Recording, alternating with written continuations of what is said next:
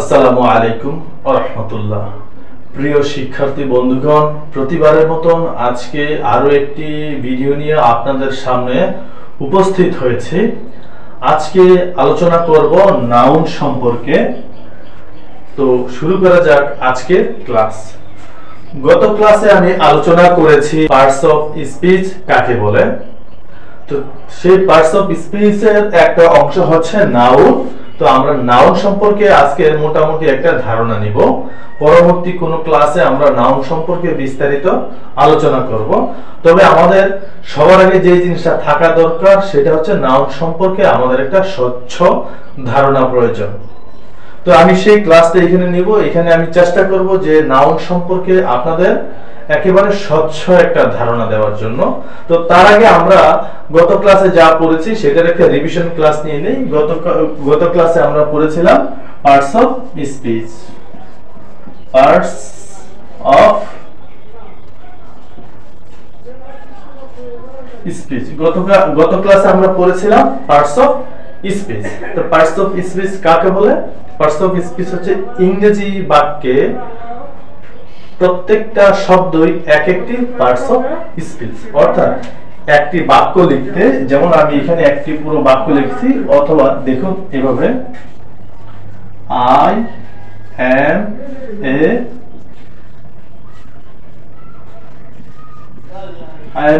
Teacher.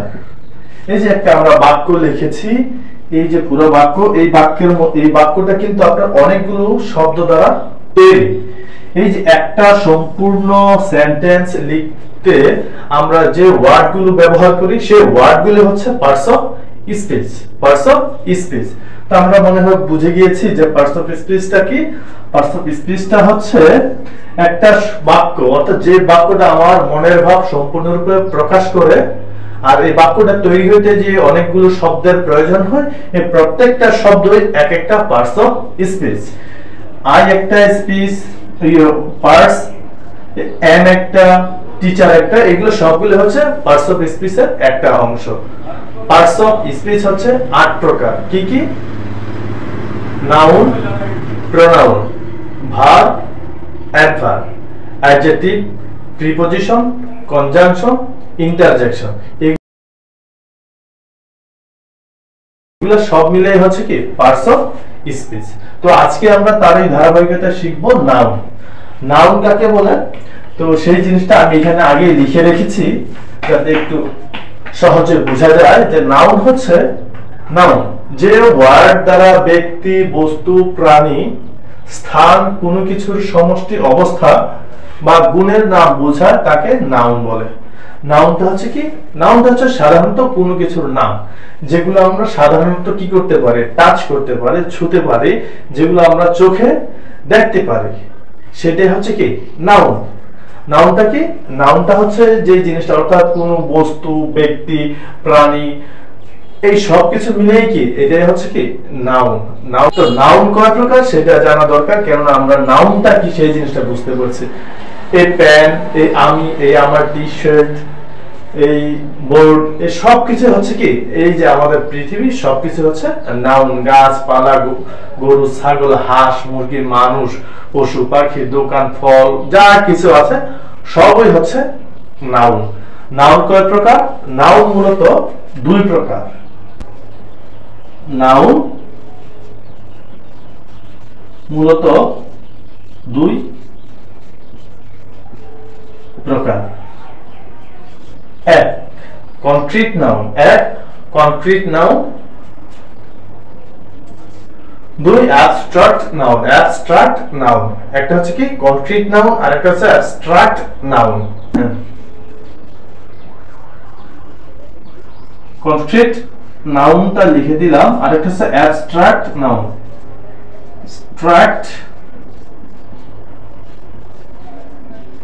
Abstract noun. Concrete noun আর একটা হচ্ছে অ্যাবস্ট্রাক্ট। আমরা জানবো যে কি কনক্রিট নাউন কাকে বলে, অ্যাবস্ট্রাক্ট নাউন কাকে বলে।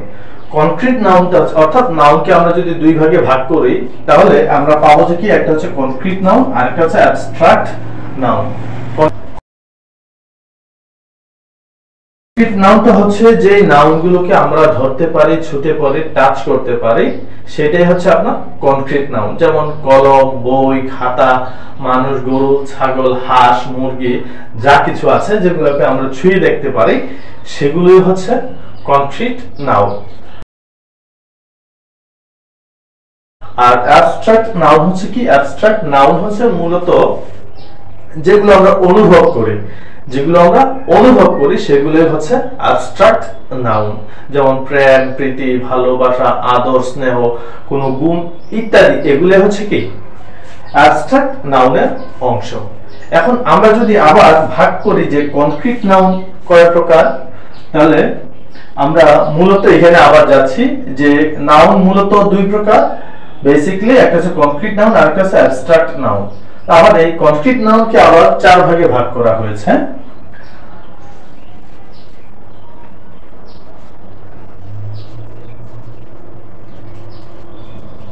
কনক্রিট নাউন আবার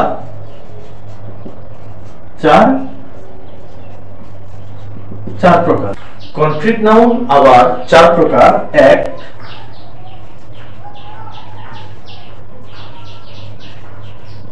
প্রপার নাউন। দুই, কমন নাউন।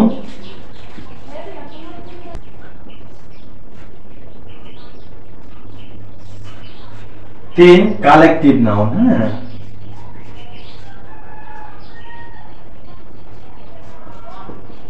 Collective noun. চার, ম্যাটেরিয়াল নাউন। হ্যাঁ, আমি আবার বলছি যে কনক্রিট নাউন আবার চার প্রকার। এক, প্রপার নাউন। দুই, কমন নাউন। তিন, কালেকটিভ নাউন। চার, ম্যাটেরিয়াল নাউন। আবার বলছি, নাউন হচ্ছে যে ওয়ার্ড দ্বারা ব্যক্তি, বস্তু, প্রাণী, স্থান, কোনো কিছুর সমষ্টি অথবা গুণের নাম বোঝায়, তাকে নাউন বলে। নাউন মূলত দুই প্রকার। কি কি? Concrete noun, abstract noun. Concrete noun আবার চার প্রকার। এক, প্রপার নাউন। দুই, কমন নাউন। তিন, কালেকটিভ নাউন। চার, ম্যাটেরিয়াল নাউন। নাউনটা কি? প্রপার নাউনটা হচ্ছে কোনো ব্যক্তি, বস্তু, স্থান ইত্যাদির নাম সরাসরি বোঝাবে। আমি আবারও বলছি, প্রপার নাউনটা হলো যে নাউন দ্বারা ব্যক্তি, বস্তু, স্থান অথবা কোনো কিছুর নাম সরাসরি বোঝাবে, সেটাই হচ্ছে প্রপার নাউন।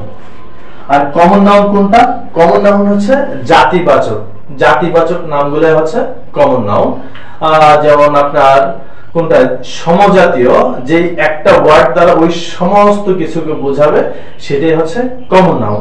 যদি এখন আমরা যেমন বলি যে বয় অর্থাৎ বালক, যেমন আপনার বাবা, এই শব্দটা দিয়ে আমি কিন্তু পৃথিবীর সকল বাবাকে বোঝাতে পারবো। আবার যদি বলি বালিকা, এই শব্দটা দিয়ে পৃথিবীর সকল বালিকাকে বোঝানো হয়েছে। অর্থাৎ যেটা বোঝাতে চাচ্ছি সেটা হচ্ছে কমন, মানে হচ্ছে যে সমজাতীয় সবকিছু বোঝাবে। একটা ওয়ার্ড দ্বারা সমজাতীয় সবাইকে বোঝাবে, যে ওয়ার্ড দ্বারা বা যে নাউন দ্বারা, সেটা হচ্ছে কমন নাউন। যেমন আপনার বয় মানে বালক, এই বয় দ্বারা আমরা সকল বালককে বোঝাবো। টিচার দ্বারা পৃথিবীর সকল টিচার বোঝাবো।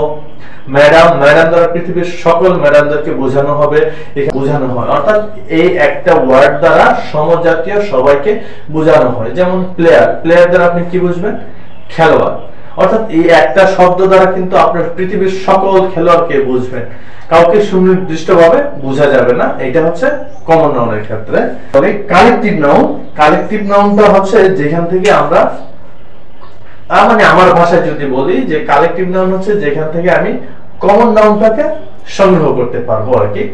যেমন আমরা যদি বলি টিম থেকে আমরা কি বের করতে পারবো? প্লেয়ার বের করতে পারবো। টিম থেকে আমরা ক্যাপ্টেন থেকে বের করতে পারবো, অর্থাৎ আলাদা করতে পারবো। খেয়াল করেন, কালেকটিভ নাউন হচ্ছে যেখান থেকে সংগ্রহ করা যাচ্ছে, যদিও নামটা এরকম বোঝাচ্ছে, কিন্তু কালেকটিভ নাউনটা হচ্ছে যে আপনি সেখানে সমজাতীয় অর্থাৎ দলগতভাবে, আমরা যদি মানে আরো সহজ করে বলি যে কালেকটিভ শব্দ অর্থ যেই নাউন দ্বারা একটা দলগত সবাইকে বোঝানো হবে সেটাকে আমরা কি বলতে পারি, কালেকটিভ নাউন বলতে পারি। যেমন আপনার টিম, আর্মি, জুরি, এরকম অনেক ওয়ার্ড আছে যেগুলা যেখান থেকে আপনারা কি করতে পারেন, যেমন সমিতি, সভা, মিছিল, এখান থেকে কিন্তু আমরা কি মানে কালেক্ট করতে পারছি, একটা শব্দ দ্বারা পুরো সমাজটাকে বোঝানো হয়েছে, তখনই কিন্তু সেটা কি হয়ে যাবে, কালেকটিভ নাউন। Collective noun. এখন আরো সবচেয়ে সহজ যেটা সেটা হচ্ছে ম্যাটেরিয়াল নাউন। ম্যাটেরিয়াল মানে কি, আমরা একদম স্বাভাবিক অবস্থায় বুঝে নিব যে ম্যাটেরিয়াল মানে হচ্ছে পদার্থ, যেটা সোনা, রূপা, তামা, লোহা, জিঙ্ক, দস্তা, এই জাতীয় যেই কিছুই বুঝবো আমরা সেটাই সরাসরি বুঝে নিব এটা কি, ম্যাটেরিয়াল নাউন। এখন আমরা জানবো যে নাউন আর কয় প্রকার আছে সেটা একটু সংক্ষেপে জেনে নিব। আমরা আরো দুই প্রকার নাউনের কথা জানতে পারি, একটা হচ্ছে কাউন্টেবল নাউন আর একটা হচ্ছে আনকাউন্টেবল নাউন। কাউন্টেবল নাউন হচ্ছে যেই নাউনটাকে গণনা করা যাবে সেটা হচ্ছে কাউন্টেবল নাউন, আর যেই নাউনটাকে গণনা করা যাবে না সেটা হচ্ছে আনকাউন্টেবল নাউন। তো আমরা আবার যদি একটু ট্রাই করি বিষয়টা, যে নাউন কাকে বলে, নাউন হচ্ছে যে ওয়ার্ড দ্বারা ব্যক্তি, বস্তু, প্রাণী, স্থান, কোনো কিছুর সমষ্টি, অবস্থা বা গুণের নাম বোঝায় তাকে আমরা নাউন বলি। নাউন হচ্ছে মূলত দুই প্রকার, কি কি, কনক্রিট নাউন, অ্যাবস্ট্রাক্ট নাউন।